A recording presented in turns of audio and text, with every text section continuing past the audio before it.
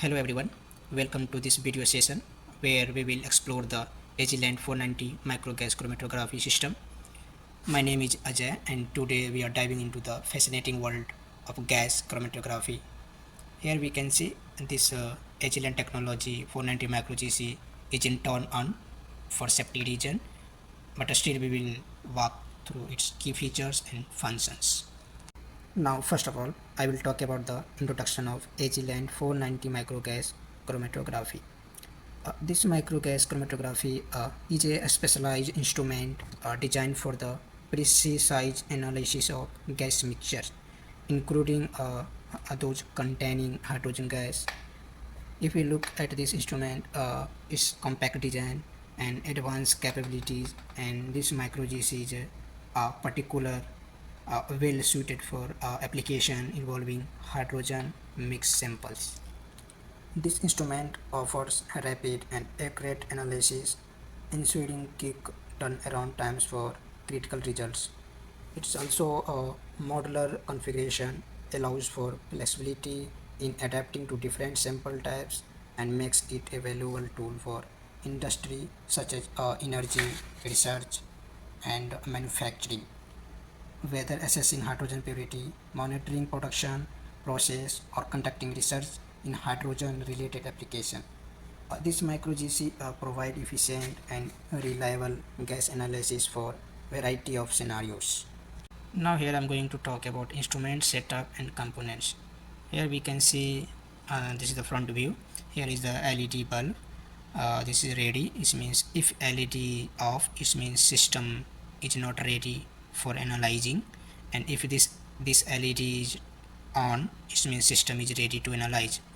If you talk about run, if this LED is off, it means no run. It means it's not running, and if this LED is blinking, it means run in progress. And if we talk about this LED, if this LED is off, it means we don't have any error, and if this LED is blinking, it means we have some error. And if we talk about this power LED bulb, if this LED is off, it means no power, and if this LED is off on, it means power is okay, and if this LED is blinking, it means a voltage is less than 10 volt, that's why it's blinking. And if we talk about simple ones and simple 2, here we can see the injection port sample and simple 1 and simple 2. Here we introduce our sample into the system, and here a chromatographic column will be responsible for separating the different components of our sample, and a detector which detects the quantifies those components, and these components work in harmony to provide a accurate analytical results. Here we have power button, we can switch on and switch off this micro GC. And here we have sample 1 and sample 2. Here we inject this pipe, and this pipe goes to this syringe pump, as we can see, and we have this syringe, and in this syringe we have solution, and this syringe pump help to pump the solution to the this micro GC. If we open this box, here we can see this is a GC channel. In this 1 to 4 independently control micro machine plug, and this is play GC channels. If we look this box, here we have the components narrow bore analytical column, and micro thermal conductivity detector, and electronic gas control, and in this box also have a micro machine injector. In this micro GC is equipped with the 1 to 4 independent column channels, and each column has is a complete miniature GC with electronic gas control and micro machine injector, and then narrow bore analytical column and micro thermal conductivity detector. Here we can see. Now if we look at from back side, and this is the back side view. Here we have power connector, and this is the vents and this is the possible to connect a long vein to line to these fitting in order to safety guide and hazards fumes to fume hood and other appropriate band.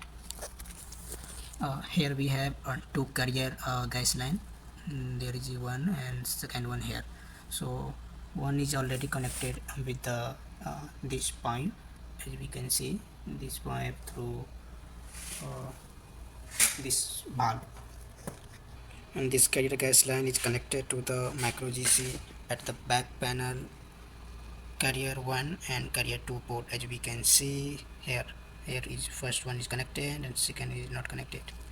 If we talk about a specification for the carrier gas, the pressure is 550 kilopascals, and if we talk about purity, it should be 99.99% minimum, and it should be dry and free of particles, gas clean and filters. This one recommended. Here gas clean filters are recommended to remove any traces of moisture and oxygen for low level analysis, and we can consider using a better grade of carrier gas and gas clean filters and filled with the nitrogen. If you are not using nitrogen as the carrier gas, flush it and filters and gas line after the installation of a new filter. If the type of analysis you want to perform dictates the type of carrier gas and to use. Now if we talk about sample injection and vaporization, but unfortunately this micro GC is turned off for the some safety reasons, so still we can analyze just even without turning on this system. Let's visualize in how sample injection and vaporization would occur. Imagine I'm injecting gas through this pipe into the system. In this injection port, first of all the sample will vaporize and then get ready for separation in the column inside of this box, and after separation we can analyze the samples in the software. Now if we talk about real world application of this micro GC in the field of energy and alternative fuels, the first one is analysis of gas mixtures in energy production, and second one is monitoring process related to alternative fuels and renewable energy. If we talk about industrial process, the first one is monitoring the control of industrial process require rapid gas analysis, and second one is analysis of gases in manufacturing and industrial setting. If we talk about environmental monitoring, the first one is the detection and quantification of pollutants in air and water and soil samples, and second one is monitoring and analysis of volatile organic compounds. If we talk about petrochemical industry, the analysis of complex mixture is a petrochemical process, and also quality control and monitoring of petrochemical products. And if we talk about food and average quality control, uh, the identification and quantification of flavor and fragrance compounds, and also analysis of volatile components in food and beverage products.